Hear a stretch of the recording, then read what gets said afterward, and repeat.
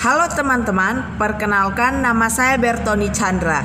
Saya berasal dari kelas 10 IPA SMA Santo Yosef Duri. Hari ini kita akan membahas tentang teks laporan hasil observasi. Apa itu teks laporan hasil observasi? Teks laporan hasil observasi adalah teks yang berisi penjabaran umum atau laporan hasil kegiatan pengamatan terhadap objek secara detail. Fungsi dari teks laporan hasil observasi. Yang pertama, menjelaskan atau memberitahukan hasil dari kegiatan observasi. Yang kedua, menginformasikan kepada pihak berwajib atau pihak berwenang terkait suatu informasi yang didapatkan dari hasil penyelidikan. Yang ketiga, teks laporan hasil observasi bisa digunakan sebagai sumber informasi yang terpercaya. Yang keempat, teks laporan hasil observasi digunakan sebagai alat pendokumentasian suatu kegiatan atau suatu benda. Kita menulis sebuah teks laporan hasil observasi, tentunya kita harus mengetahui terlebih dahulu struktur dari teks laporan hasil observasi. Struktur dari teks laporan hasil observasi yang pertama adalah pernyataan umum. Pernyataan umum berisi hal umum tentang objek yang akan dikaji atau diulas. Yang kedua ada deskripsi bagian. Deskripsi bagian adalah penjelasan secara rinci tentang objek-objek yang telah diklasifikasikan. Yang ketiga adalah deskripsi manfaat. Deskripsi manfaat adalah setiap objek pasti memiliki manfaat. Dapat kita baca pada teks berikut ini, wayang adalah seni pertunjukan yang telah ditetapkan sebagai warisan budaya asli Indonesia. UNESCO, lembaga yang membawahi kebudayaan dari PBB, pada 7 November 2003 menetapkan wayang sebagai pertunjukan bayangan boneka tersohor dari Indonesia. Sebuah warisan mahakarya dunia yang tidak ternilai dalam seni bertutur, masterpiece of oral and intangible heritage of humanity. Pada bagian tersebut dapat kita lihat merupakan pengertian dan kata pengantar dari pernyataan umum. Sudah saya tampilkan ini. Jadi dapat kita lihat di situ merupakan bagian dari deskripsi bagian. Mengapa merupakan bagian dari deskripsi bagian? Karena di situ sudah masuk ke dalam pengklasifikasikan atau dalam pengelompokan pembagian-pembagian jenis wayang. Baik, pada teks ini dapat kita simpulkan merupakan bagian dari deskripsi manfaat. Mengapa merupakan bagian dari deskripsi manfaat? Karena di sini sudah diceritakan berbagai manfaat yang kita dapatkan dari wayang, seperti dari media pendidikan, media informasi, dan media hiburan. Menganalisis kebahasaan teks laporan hasil observasi. Yang pertama, kata serta frasa, verba, dan nomina. Pengertian dari kata adalah berbentuk satuan bahasa terkecil, dapat memiliki arti maupun tidak.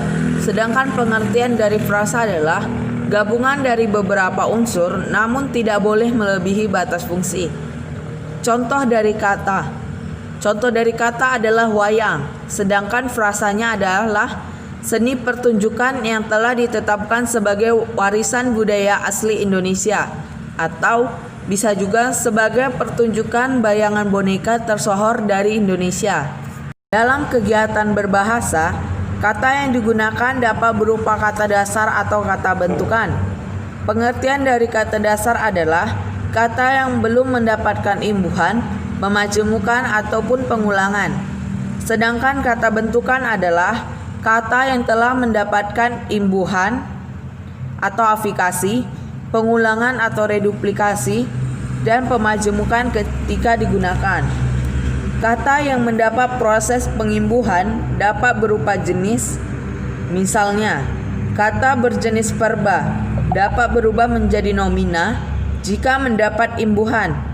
Contoh dari kata verba adalah minum. Jika kata minum mendapat imbuhan an menjadi minuman, maka kata minuman merupakan kata nomina, bukan lagi merupakan kata verba. Suatu kata dasar dapat berubah menjadi verba jika mendapat imbuhan men, ber, di, bahkan terkadang ter atau ke an. Sementara itu, kata dasar yang sama dapat berubah menjadi nomina jika diberi imbuhan pen, per, an atau terkadang ke an. Kata dasar sebut ditambahkan imbuhan di menjadi kata berimbuhan disebut. Kata berimbuhan disebut merupakan jenis verba. Lalu yang kedua, kata dasar mampu jika ditambahkan imbuhan ke an akan menjadi kata berimbuhan kemampuan. Kata berimbuhan kemampuan merupakan jenis dari nomina. Yang ketiga, kata dasar asal. Kata dasar asal jika ditambah ber menjadi kata berimbuhan berasal. Kata berasal merupakan jenis dari verba. 3. Kalimat definisi dan kalimat deskripsi. Pengertian dari kalimat definisi adalah rumusan tentang ruang lingkup dan ciri-ciri suatu konsep yang menjadi pokok pembicaraan. Biasanya kalimat definisi ini dijelaskan secara umum, sedangkan kalimat deskripsi adalah penggambaran atau pemaparan dengan kata-kata, dan biasanya kalimat deskripsi dijelaskan secara khusus. Biasanya di kalimat definisi terdapat kata ialah, yaitu, merupakan, dan adalah. Contoh dari kalimat definisi: wayang adalah seni pertunjukan yang telah ditetapkan sebagai warisan budaya asli Indonesia. Di kata wayang adalah seni pertunjukan, di sana terdapat kata adalah, sehingga itu merupakan kalimat definisi. Lalu contoh dari kalimat deskripsi adalah, wayang ini terbuat dari kulit kerbau yang ditatah dan diberi warna sesuai dengan kaidah pulasan wayang pedalangan. Diberi tangkai dari bahan tanduk kerbau bule yang diolah sedemikian rupa dengan nama cempurit yang terdiri atas tuding dan gapit. Kalimat tadi disebut kalimat deskripsi karena dia menjelaskan secara rinci, atau kalau bisa dibilang mendeskripsikan tentang objek wayang tersebut. 4. Kalimat simpleks dan kalimat kompleks. Pengertian dari kalimat simpleks adalah kalimat yang memiliki satu klausa atau disebut kalimat tunggal. Sedangkan kalimat kompleks adalah kalimat yang memiliki dua klausa atau lebih. Kalimat kompleks dibagi menjadi dua. Yang pertama majemuk setara dan yang kedua majemuk bertingkat. Ciri-ciri dari majemuk setara adalah memiliki dua klausa dan juga sering menggunakan konjungsi koordinatif. Sedangkan majemuk bertingkat, kalimatnya tidak sederajat serta memiliki induk kalimat dan anak kalimat. Induk kalimat adalah inti dari kalimat, sedangkan anak kalimat adalah pelengkap dari induk kalimat. Dan biasanya pada kalimat majemuk bertingkat menggunakan konjungsi subordinatif.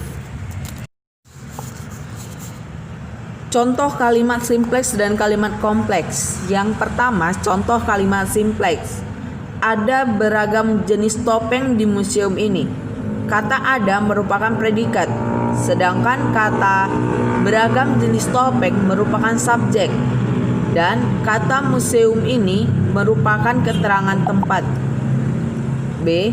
Wayang tersebut berbentuk pipih seperti wayang kulit. Kata wayang tersebut merupakan subjek.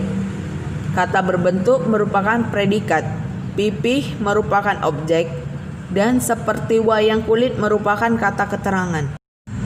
Seperti yang sudah saya bilang tadi, kalimat kompleks setara merupakan kalimat yang sama derajatnya dan terdiri dari dua klausa atau lebih. Contoh kalimatnya, dalam budaya modern, wayang berfungsi menghibur dan mendidik. Kalimat asli pertamanya sebenarnya wayang berfungsi menghibur, dan kalimat keduanya adalah wayang berfungsi mendidik. Tadi dijelaskan di situ dalam budaya modern, Wayang berfungsi menghibur dan mendidik. Ada kata dan di situ, menghibur dan mendidik, dan merupakan konjungsi koordinatif. Lalu yang kedua, kalimat kompleks bertingkat. Keberadaan di topeng tidak dapat dipisahkan dengan museum angkut, karena kedua tempat ini berada di satu tempat yang sama. Keberadaan di topeng merupakan subjek pertama, tidak dapat dipisahkan predikat pertama, dan dengan museum angkut itu merupakan keterangan pertama ya, keterangan pertama. Lalu ada kata karena. Karena itu merupakan konjungsi subordinatif. Kedua tempat ini merupakan subjek kedua, dan kata berada merupakan predikat kedua di satu tempat yang sama merupakan keterangan kedua.